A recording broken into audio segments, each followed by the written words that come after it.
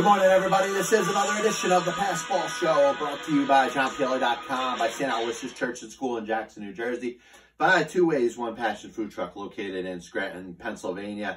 Always glad to be with you. As always, enough stuff going on in the world of baseball, sports, and unifying America. And if I follow the timeline of the title of the show that I did today, I think I'm going to be able to hit up on every one of the points that I want to bring up today. As always, the show belongs to you, so anything that's on your mind, feel free. Communicate any way you want. You could even go as far as emailing me, jrpla@gmail.com. You could call the show live if you want, 732-364-3598. And we're going to get it going. We're going to finish the show talking about what is the better sanctuary. Is it watching the Michael Jordan documentary? Or was it the NFL draft over the last couple days? We're obviously going to touch on both. Probably throw some baseball tidbits in there. I think we have gotten to a point where a lot of the same stuff is being thrown in front of our faces, the narratives. And I'll talk about the narratives as they continue to permeate over the course of the NFL draft over the first couple days, whether it was Thursday into Friday. But it's nice when you got something that, whether it's an old school game or a documentary or something that was recorded before, that you could just kind of jump into the time machine, go back into that area or that region and just live that moment. And I think it is very important to be able to do that, to be able to transplant. Because once again, and I'm going to continue to reiterate the fact that sports are a sanctuary. Sports, for the most part, are not to be lived on the same level as far as what is going on at any given moment. So, as you're going through the Michael Jordan documentary, there's probably things that each individual person, as they're watching it, whether it's for the first time or maybe it's a younger person that just doesn't remember what Michael Jordan meant to the National Basketball Association and sports during the prime of his career. You see certainly a lot. And one of the things that I didn't like about it was the fact that it jumped too much into time. That it spent some time when Michael Jordan was playing for North Carolina, spent some other time when Michael Jordan's, of course, in his last year, which is really what The Last Dance is about. It's about that last year of Michael Jordan being with the Chicago Bulls, Phil Jackson essentially being notified that, yes, he's going to get $6 million for the 1997-1998 NBA season, but it's going to be his last year. So everybody that's around that moment knows that the Bulls, the dynasty, and maybe one of the greatest runs in the entire history of professional sports is about to end at that time.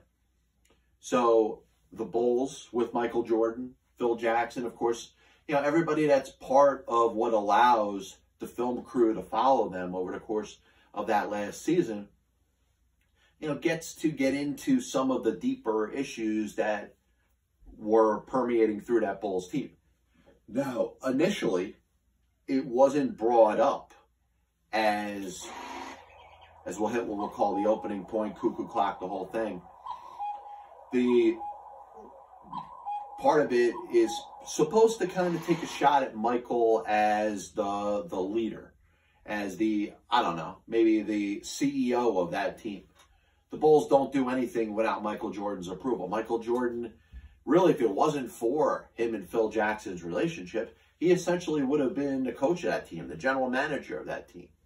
So his motivation and everything that he put into it to make sure that the most was gotten out of every single player that was on that court could have come off as abrasive, could have come off as tough, could have made a little bit of a negative impression when you're thinking of Michael Jordan. Maybe Michael Jordan comes off as a jerk. Kobe, during the prime of his career, especially towards the end of his career, when he's the undisputed leader of the Los Angeles Lakers, could come across like a jerk in his need to motivate the other players and expect the best out of the players that are on that team.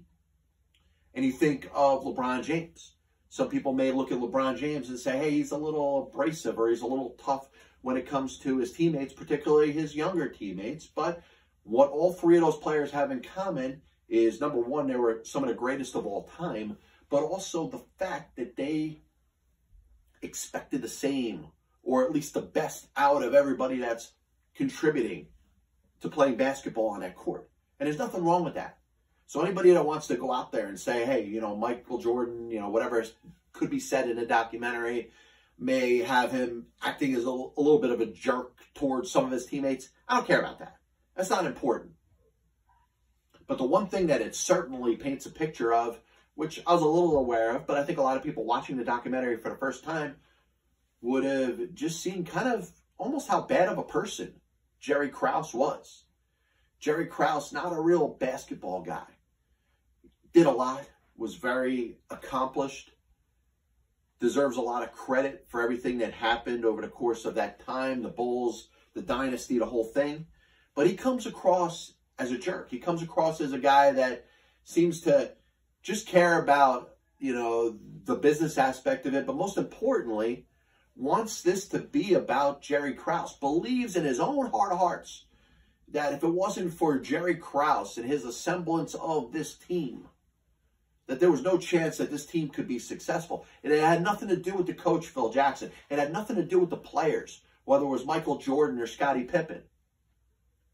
And Jerry Krause almost made it seem like he had an agenda to kind of prove that the Bulls could win without Phil Jackson. Certainly. He didn't like Phil Jackson. He didn't look at Phil Jackson as one of the greatest coaches in NBA history. He was. Jerry Krause didn't see that. Jerry Krause couldn't wait to bring in a different coach and show the basketball fans that the Bulls could win without Phil Jackson. But Phil was tied to Michael, and you see that. Then if Phil Jackson isn't coming back, then Michael Jordan likely isn't coming back either. But Jerry Krause, instead of trying to figure out the best way to keep this thing going past the 1997-1998 season, he decides that he wants to make it as much about him as possible and basically just says, fine, go, we don't need you. We'll trade Scotty Pippen. Michael Jordan could retire again. Phil Jackson could leave as coach. We'll bring Tim Floyd in and whatever group of players that end up remaining. The Bulls are still going to win. The Bulls are still going to be a playoff team. The Bulls are still going to be worth reckoning with when it comes to the playoffs of the Eastern Conference and the NBA. And the reality is, none of this was true. Not even in hindsight. Going back, it's a first guess right off the bat. It doesn't look good. The Bulls without Jordan and Phil Jackson and Scottie Pippen are not going to be any good. And my question to Jerry Krause would be, did you really not see that? Because obviously we know what's happened in history since. The Bulls have not had a team that has been anywhere close to what it was during MJ and Phil Jackson and Pippen. But Jerry Krause comes out as a very big antagonist in this. And it's one of those things that you combined what you know about history or what you've seen as it's unfolded to what is being put out there. I mean, the treatment of Scottie Pippen, for Scottie Pippen to sign that contract because of the situation with his family. You know, he's got, you know, his dad's sick, his brother's sick. He could use whatever money the NBA is willing to pay him. So he doesn't negotiate. He doesn't make it a big deal that he takes, whatever, $18 million over 7 years. The last year of his contract, which he never renegotiates during his entire time with the Chicago Bulls. He's the 120th something highest paid player in the NBA. He's the 7th highest paid player on his own team. And yes, that Bulls team was good. But you tell me that there were 6 better players than Scottie Pippen on that team? The answer is no. Without Pippen, perhaps, Jordan's not as successful as he is. Now, do you need a Pippen for Jordan to be Jordan? The answer is no. I think there are other players that could have fit that build. You know, you look at a Charles Barkley, perhaps. You know, a player like that in his prime You know, you think of Kevin McHale type. You know, somebody like that that's going to, you know, do all the little things, be open, be able to make a shot, play some forward, but also be a second leader on that team. You know, it wasn't all about just Pippen. There could have been another player, like I said, that could have contributed in a way that Scotty Pippen did, but there's no reason that he deserved to be treated the way he was. I like in the first, I think it was episode 2, where they talked about that last year, where the year where Stan Albeck was a coach in 1985. And it's a weird season because I've done some research on it too. And Michael Jordan was injured. He got injured really early in the season, but was healthy enough to play in the playoffs. And of course, the show highlights the 49-point game in Game 1 and a 63-point game in Game 2 against the eventual National Basketball Association champion Boston Celtics. And that Celtic team was great. But what it doesn't talk about is the fact that Michael at that point was not willing, able, and ready to bring in another star. And I wonder if it gets to this in the other episodes. I didn't see anything in the first 2. But the Bulls end up signing George Gervin, who an NBA Hall of Famer, absolute stud basketball player, great ABA star. He ends up being signed. Jordan doesn't like this move whatsoever. A lot of it has to do with the fact that Gervin and Jordan kind of play the same position. And Jordan, as a young player, he knows that he's going to need to team with somebody, or he's going to need some contributing players to help him. But he doesn't look at Gervin as a player that could help make the team better, because Gervin does the same thing that Jordan does. So the guy coming off of a season where he's producing, maybe not like George Gervin in the late 70s, but still scoring points. Gervin ends up helping the Bulls that year because Jordan ends up getting hurt. And he takes over, averages 16 points a game. He's not Michael Jordan. But as the playoffs start and Jordan's back, Gervin's sitting on the bench. I'm wondering if that team could have coincided with the two of them on the same court. Similar to what we see a lot nowadays. Now, it's a different style of basketball. You know, 1985, it's hard to expect players to play like they do now. There's certainly not as many jump shots, which I think allows two players like a Jordan or a Gervin to play together and coexist. But George Gervin's on the bench, really only coming in if Jordan's going to sit out a minute or two. And the one thing that really got me was that last game of the season against the Pacers. Bulls lose the game. They miss out on the playoffs. Now, they have a 30-53 record, or, you know, whatever it was, something close to that. Not a good record, but in spite of Jordan missing the entire season, they have a chance to make the playoffs if they beat the Pacers. And if Jerry Krause, once again, playing a role of villain, which he's played up to this point, and you'll wonder if it's going to be, you know, Jerry Krause versus the Chicago Bulls, Jordan and Jackson, and everybody that's contributing to that team. You know, Jerry Krause puts out the mandate for Jordan to sit out, not be on the court for that final shot. Because, what, they want a better draft pick? Yeah, it doesn't look any worse for Jerry Krause. So for those that said, hey, this documentary may paint a negative picture against Michael Jordan, it's really only making the general manager look bad, not so much MJ. Next basketball thing I wanted to get into is you hear about the rumblings. And, you know, you're starting to look at certain players and former players, and you say, which ones, if you put a microphone in front of their face, are they going to look the worst? And you're starting to get that impression when you think of the likes of Charles Oakley. Now, Charles Oakley may have had a bad night. Charles Oakley may have been driven and may have been treated poorly by the New York Knicks, Jim Dolan, and the faithful there. That night that he was thrown out of Madison Square Garden for what looked like some derogatory comments that were being thrown away of Jim Dolan. We know that Jim Dolan is soft. We know that Jim Dolan's not the type of owner that's going to take any sort of animosity. He's not going to engage in a debate with you. If somebody says something bad about Jim Dolan, he's going to censor that person. He's censored media for saying negative things about Jim Dolan. So when he's confronted by Charles Oakley, he ends up getting the security and the police involved, and Oakley gets kicked out of Madison Square Garden. Fast forward to last week, Charles Oakley's got a microphone in front of him. He's being interviewed on a show and starts to be asked some questions about the New York Knicks and maybe why they didn't achieve what they were trying to achieve. And that was an NBA championship. They made it to the finals, but they never got over the hump. They never did what the 69 and the 73 teams did, which was win an NBA championship. And Oakley decides to take shots out at Patrick Ewing. And my thought about it is that I'm not exonerating Ewing to say, hey, maybe it was one of those situations where by himself he may have not been strong enough to do the things that Jordan did, to do the things that Hakeem Olajuwon did, to do the things that Tim Duncan did. You know, those players, you know, embraced the big moments and did those extra things that were needed to win an NBA championship. It doesn't mean that Patrick Ewing wasn't capable of it. It's just that he never got the team past it.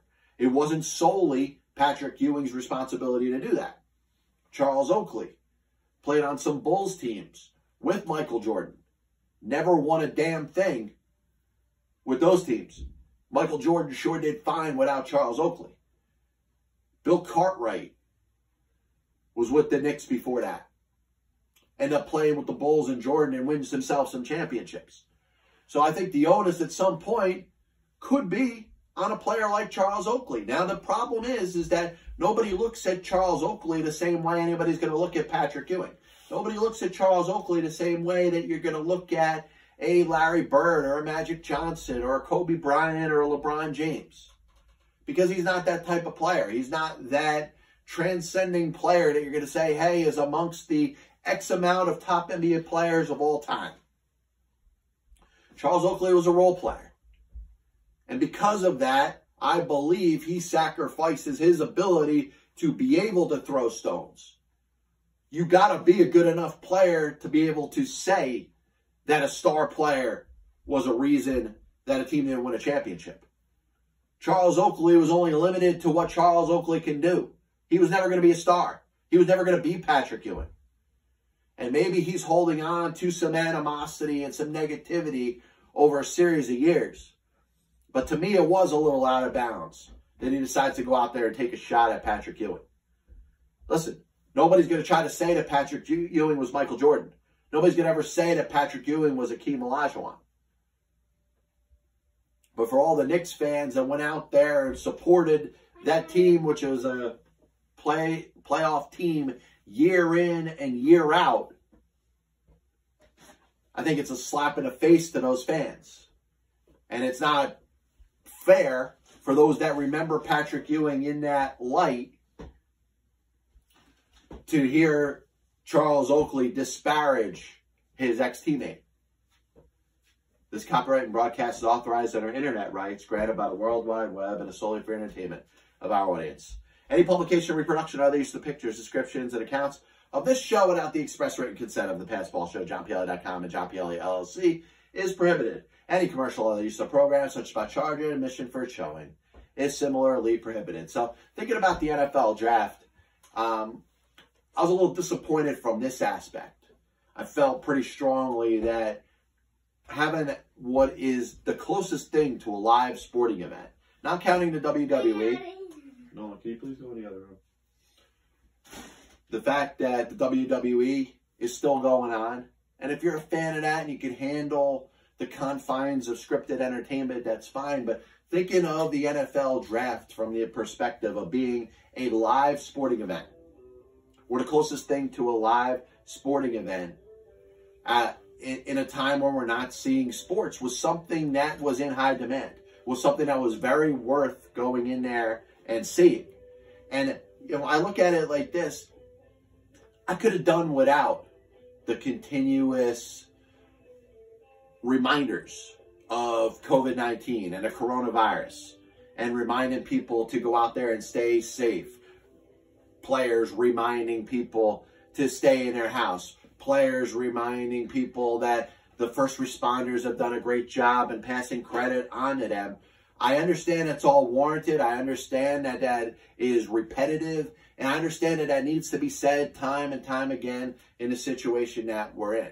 But does it sound genuine when it's being repeated and almost sounds like it's rhetorical? It almost sounds like it's forced. It almost sounds like it's rehearsed for every 10 minutes to remind the people that are watching the draft. They understand the conditions are different. They understand that the players haven't gathered like they have at the past however many drafts. We understand why. We understand that everybody is staying home. They're doing their part. We understand that the first responders are doing the great things that they're doing. The NFL draft was supposed to be a break for people that are, everybody's dealing with it.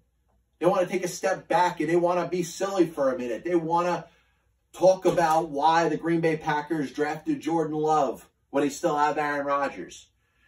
Philly fans want to debate the Eagles drafting of Jalen Hurts as another quarterback and what that means for Carson Wentz.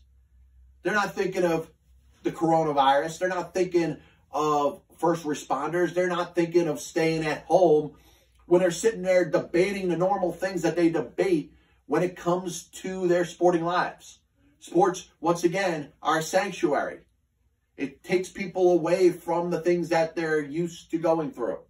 Everybody's going through the same thing with this. So I thought the NFL draft did a bad job of continuing to remind everybody every 10 minutes that the draft is compromised and it's different because of what everybody already knows. Everybody's staying home. Everybody's thanking the first responders. We didn't need to hear that every 10 minutes. Like I said, it sounded rehearsed. It took away from the integrity of what was being done there.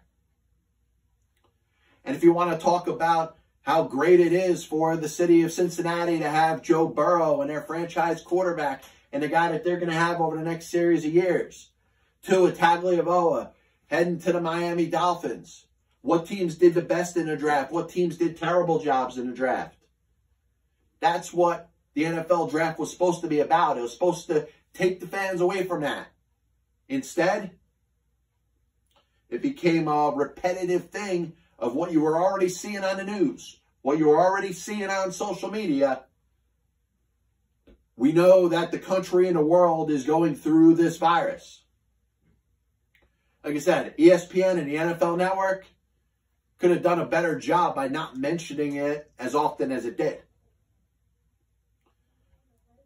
And as we enter day 3 of the draft, there's going to be less debate. There's going to be less fodder, I believe, unless you're the diehardest of diehardest college football fans. And if you have broke down teams from whatever, and you know the depth charts of 8 to 12 on all the SEC teams and the ACC teams and the Big Ten, the Pac-10, and 1AA and all this other stuff, you may know a little more about some of the players that are being drafted over the course of the next couple rounds. Really, round 1 and round 2 is when you're able to define the players that are supposed to be the stars. Every now and then you find a Tom Brady, in the 6th round, or even, some players that are drafted in what would be day 3 of the draft that end up becoming legitimate stars. But right now you have an idea of what teams have done well and what teams haven't. Yes, the Green Bay Packers drafting Jordan Love is a little bit of a head scratcher. It's a little bit of a head scratcher because the Packers were 13-3 last year. Yes, at some point they're going to need an heir apparent to Aaron Rodgers. But this is a team that needed to make a legitimate move or two, and they haven't really done it in free agency to put themselves in a better position to compete in this coming season. The Packers aren't rebuilding. Maybe Jordan Love is that perfect quarterback that maybe Green Bay sees. From Rodgers to Love, the same way they passed the torch from Favre to Rodgers. And maybe that was the player that they couldn't pass up. And that's, in fact, the only logical explanation that I could take at this point. Other than that, Packers look pretty bad. Plenty of really good quality players there, whether they're offensive tackles, defensive tackles, wide receivers. Ways that they could have strengthened that team for this year and beyond. You know, was Jordan Love going to be that good? And you know what? Unfortunately, I hate to say this, a lot of that pressure is going to be now on Jordan Love. The quarterback that's going to have to go in there and at some point, whether it's soon, whether it's immediately, whether it's somewhere down the road, is going to have to lead that Green Bay offense in a similar way to the way Aaron Rodgers did it, in a similar way to that of Brett Favre. And if he doesn't, the Packers look bad, but most importantly, Jordan Love looks bad. So you got to say, all right, the Packers, did they make the right choice? If they end up having this baton passing and it ends up going as smoothly as hopefully the Green Bay Packers can imagine it, then maybe they'll end up being okay over time. But Aaron Rodgers can't be happy. And you know what? Aaron Rodgers, who doesn't come across as the nicest of people, is probably seething inside when he's thinking of his team not giving him more weapons around him, but instead with their first pick in the draft, taking the guy who they expect to be the quarterback after Aaron Rodgers. And I've said this before, whether it's Montana and Steve Young, whether it's Favre and Aaron Rodgers, whether it's Eli Manning and Daniel Jones, whether it's Peyton Manning and Andrew Luck, or anybody else. There is no starting quarterback, especially a star quarterback in the National Football League, that is going to want to mentor and train the person that's going to take their job. And the best way I could describe this is imagine whatever it is that you do for a living. And imagine your employer hiring somebody for you to train, but with that understanding that that person is going to take your job. And a lot of times in businesses, if that happens, maybe that means that you're getting a promotion. Maybe you're going to move up the ladder. So you're going to train that person that's going to take your job while you end up moving up. But what if it wasn't that way? That's the best way to describe a National Football League quarterback. What if in a business world, you were there, you were told to train the person that's going to take your job, and then once they take your job, you're gone and you don't have a job?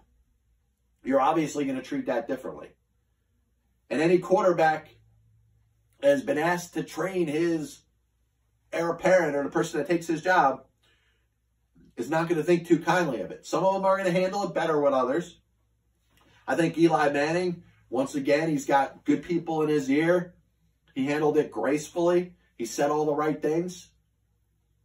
I wouldn't expect Aaron Rodgers to do the same thing.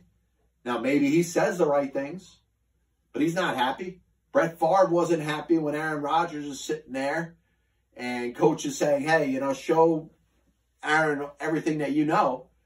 Brett Favre's going to be like, why the hell am I going to do that? So he could take my job and I could be out on the streets and not play football? Now, obviously, Brett Favre went out there and played for the Jets and then Minnesota. But then, you know, you look at Joe Montana, who went out there and played in Kansas City. Steve Young ended up taking over. Tom Brady had to deal with the same thing with Jimmy Garoppolo. Think about it.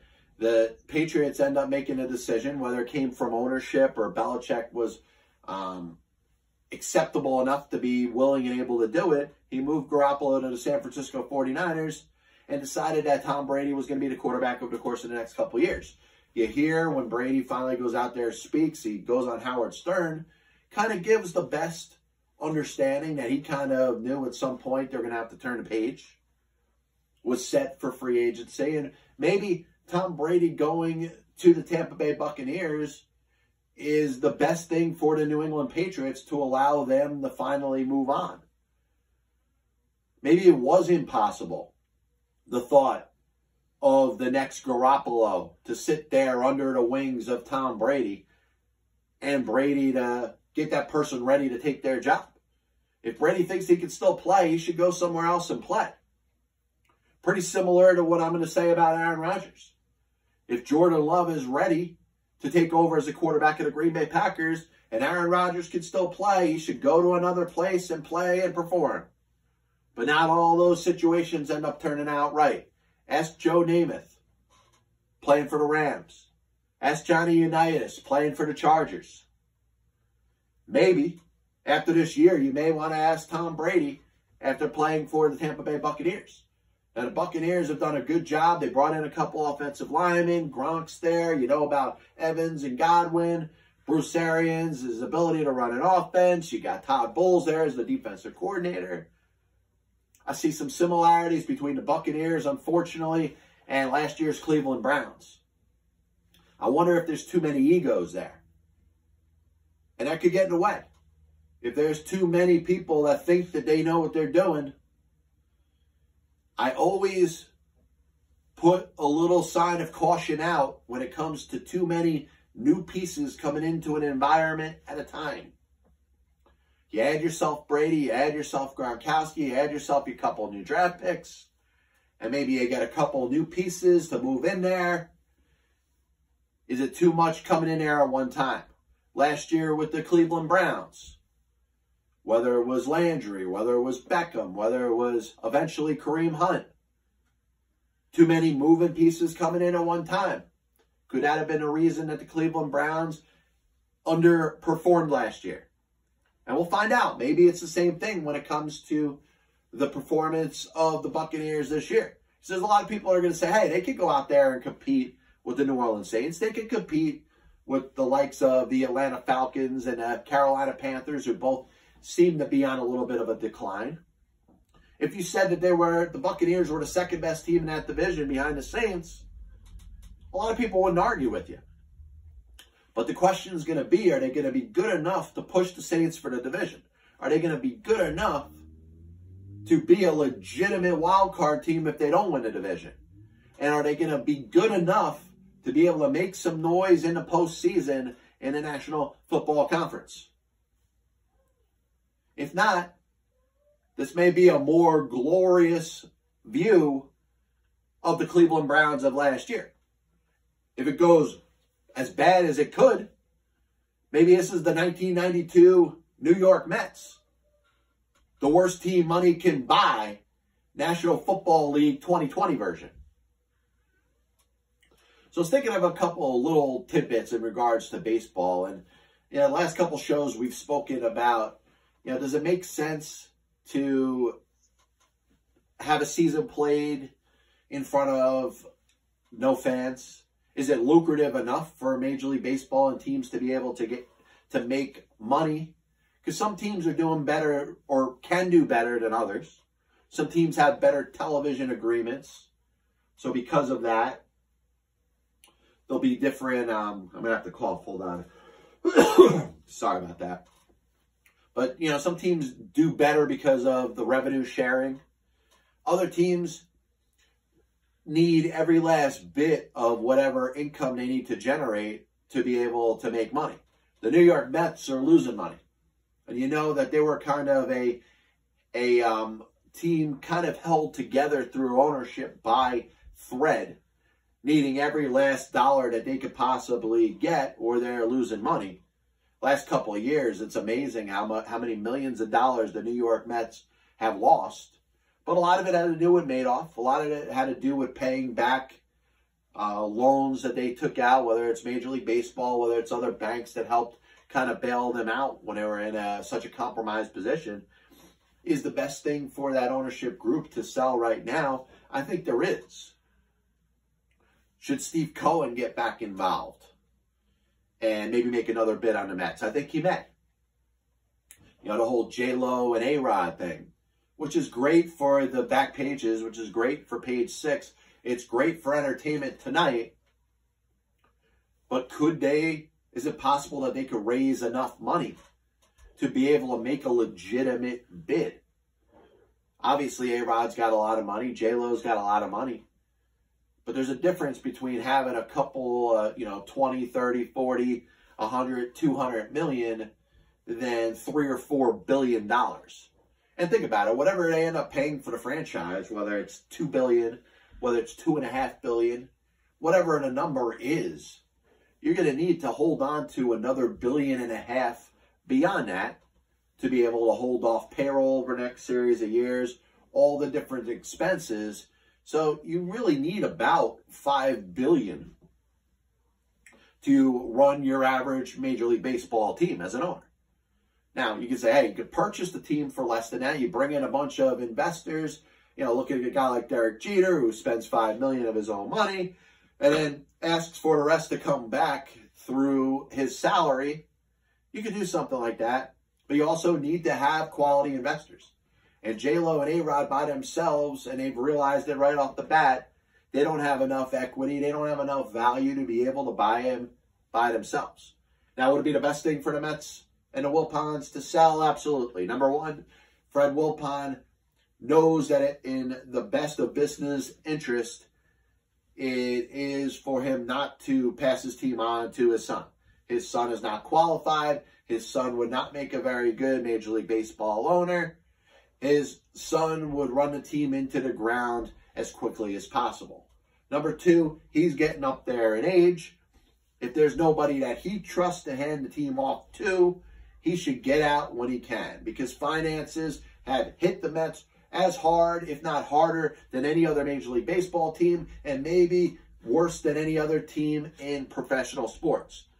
The Wilpons can't afford to own the Mets right now. They can't afford to own the Mets without any sort of baseball season. So he's got to get out.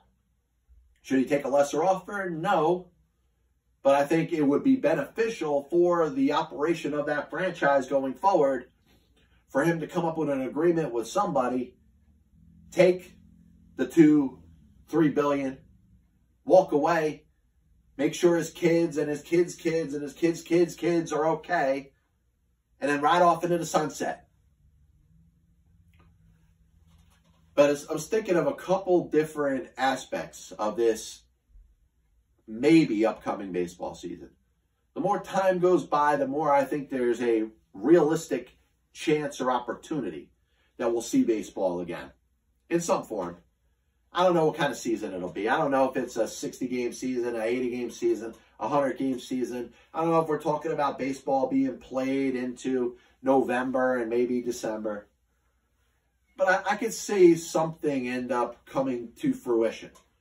Baseball, similar to the National Football League, makes a ton of money off of their television deals.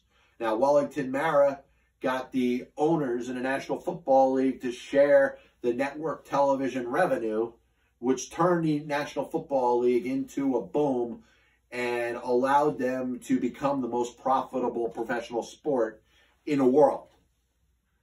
Baseball has tried, they've done their own variation of it.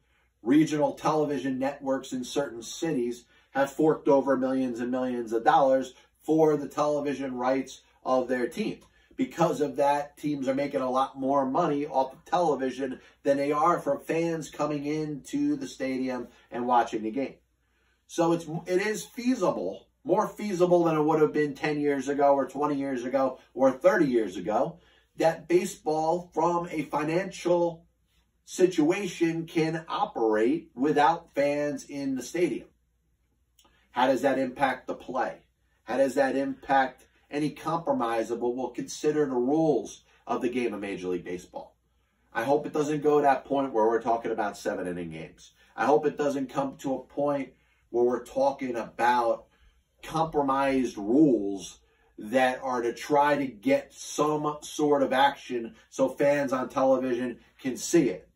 At some point, it's going to come to a head whether it's feasible to play professional sports or not. And I think that's something that we very seldom have gotten into talking about. We could say, hey, at some point, yeah, let the players play. But if you're not letting the fans come within 6 feet of each other, how are we assuring that the players are safe, even if they're put in a virtual bubble in a state of Arizona or Florida or Texas? Because I think this is deeper than that. Yes, the players may be forced or required to stay within the confines of a certain area for 4 months, maybe not see their family or maybe see fewer people while the rest of the country is still on lockdown. But what about the people that work in the hotels? They're not running their own hotels. They're not going to have this big shack where just the players come and sleep each night. Families of members of the hotel rooms, are they going to be quarantined as well? Are they going to be restricted from their families?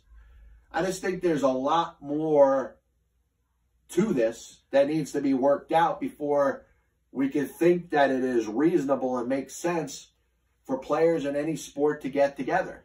And like I said, I'm not even talking about that whole 6 feet rule where we know if you're playing a professional sport, there's no way to do that.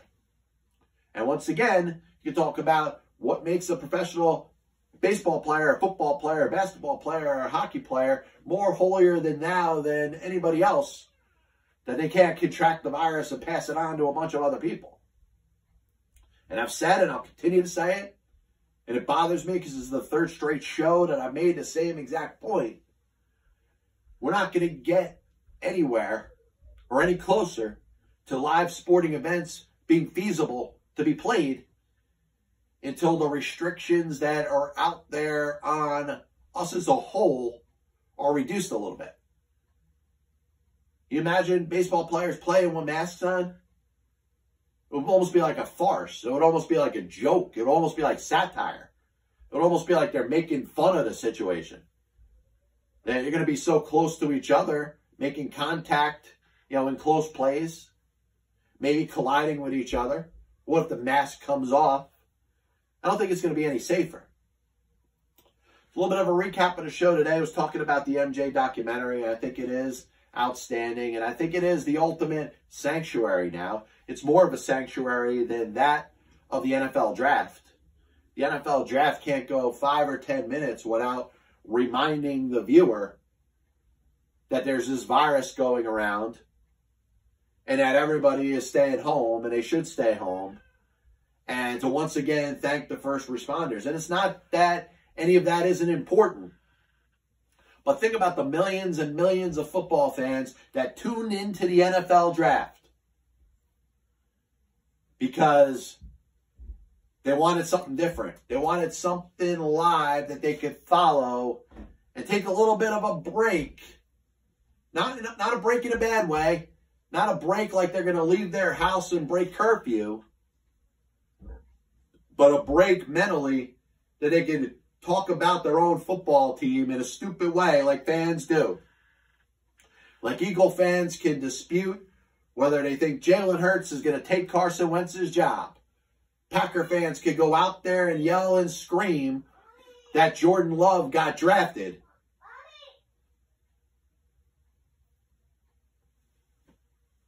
But just remember, sports are sanctuary. And it allows for the fans to get themselves away. I do want to thank everybody for tuning in. This is the Passball Show brought to you by JohnPLA.com, by 2A's One Passion Food Truck located in Scranton, Pennsylvania, by St. Aloysius Church and School in Jackson, New Jersey. God bless you. And as always, I'll see you on the other side.